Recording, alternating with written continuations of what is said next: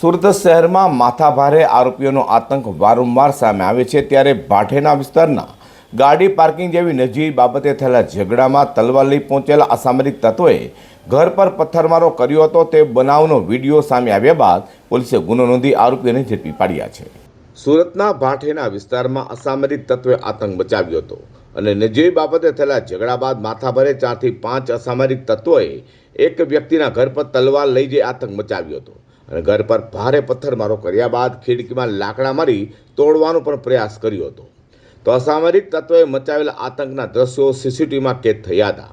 આ અંગે Salabatpura police પથકમાં Yunus Khan Aziz Khan ઉર્ફે મુન્ના લાકડાવાલા પઠાણે ફરિયાદ નોંધાવી હતી અને જણાવ્યું હતું કે આરોપી વસીમ ઉર્ફે વસીઓ મોઇન શેખ સાથે ઘર પાસે ગાડી પાર્કિંગને લઈને બોલાચાલી થયા બાદ ઢીકા મૂકીનો માર માર્યો હતો અને ત્યારબાદ પણ વસીમ ઉર્ફે વસીઓ મોઇન શેખ તેના મિત્રો અનવર મણિયાર, નાઝીમ કલીમ શેખ અને અઝહર ઝીંગાને લઈને આવ્યો હતો અને આખા પરિવારને જાનથી મારી નાખવાની ધમકી આપી હતી.